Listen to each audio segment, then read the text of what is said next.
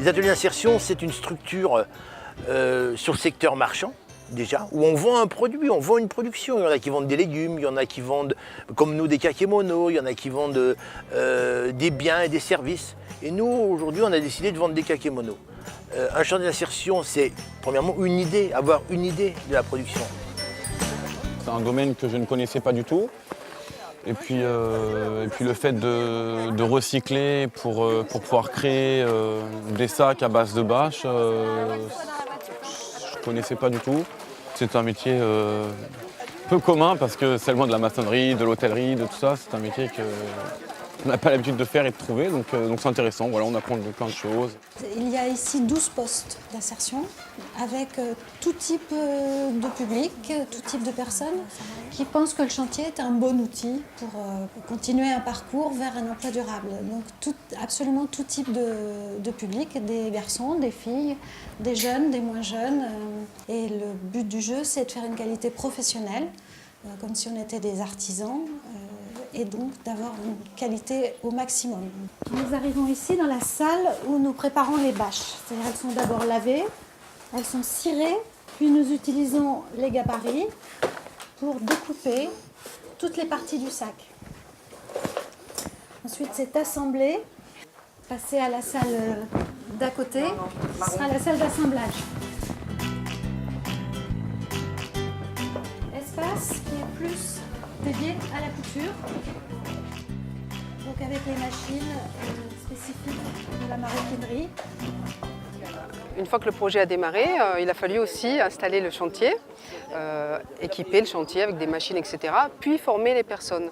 Alors pour moi, c'était vraiment une expérience nouvelle qui a été vraiment très enrichissante, d'un point de vue humain surtout parce que je ne connaissais pas le milieu de l'insertion, mais au-delà de faire transmettre une connaissance, un savoir, c'est vrai que humainement parlant, ça m'a beaucoup apporté personnellement aussi. Je suis très heureuse d'être ici parce que je n'avais jamais fait de couture de ma vie. À la base, je suis secrétaire, j'étais vendeuse en fruits et légumes et je me retrouve en couture, ce que je n'avais jamais pratiqué. Donc pour moi, c'est une nouveauté et c'est vrai que c'est génial d'apprendre quelque chose qu'on n'a jamais osé faire par soi-même. Mon dernier travail date de 2009 et depuis, j'avais rien eu comme emploi. Donc cette formation, en fin de compte, va me permettre d'aller plus loin dans le sens je peux m'orienter vers la couture, chose que je n'avais jamais faite. Comme au niveau secrétariat, au début, quand j'ai passé mes examens, on ne faisait pas d'informatique à ce moment-là parce que moi, j'ai un certain âge aussi. Et maintenant, l'informatique, j'arrive à y aller par moi-même aussi. Donc au niveau emploi, il y a plusieurs secteurs que je peux envisager maintenant.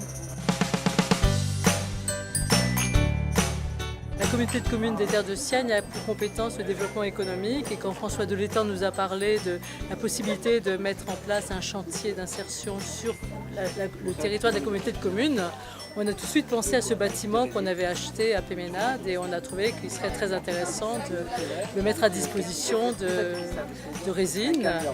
Et vraiment, je trouve que le travail qui est fourni, les sacs qui sont fabriqués, le concept même de ces sacs faits avec des bâches publicitaires, c'est un concept très intéressant. Et il y a très longtemps que j'ai ces sacs qui sont très solides et qui attirent l'attention. Tout le monde dit « Ah tiens, où est-ce que tu as acheté ce sac ?» Vraiment, je trouve que je suis très contente que Terre de Siagne ait accepté de participer au financement de ce projet et que ça soit sur Péménade. Et sur ce territoire, l'économie sociale et solidaire représente déjà 10% des emplois et de l'économie. Donc notre but, c'est vraiment de développer ce secteur-là, d'aider à la création d'entreprises d'économie sociale et solidaire, de les aider à se développer. Les chantiers d'insertion font partie également de notre problématique. Un chantier d'insertion, c'est donc 12 personnes qui ont été agréées et conventionnées par le Pôle emploi. Le Pôle emploi aujourd'hui est le partenaire incontournable depuis 1998, depuis la loi contre les exclusions, était le partenaire incontournable du champ d'insertion par l'activité économique.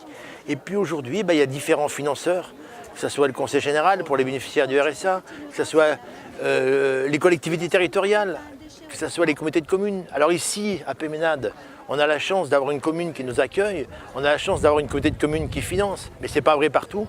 Et puis il y a le conseil régional qui finance aussi. Et puis pour d'autres, il y a le financement européen avec le Fonds social européen. Mais ce que je veux dire aussi, pour l'investissement, on a besoin des fondations pour pouvoir vivre.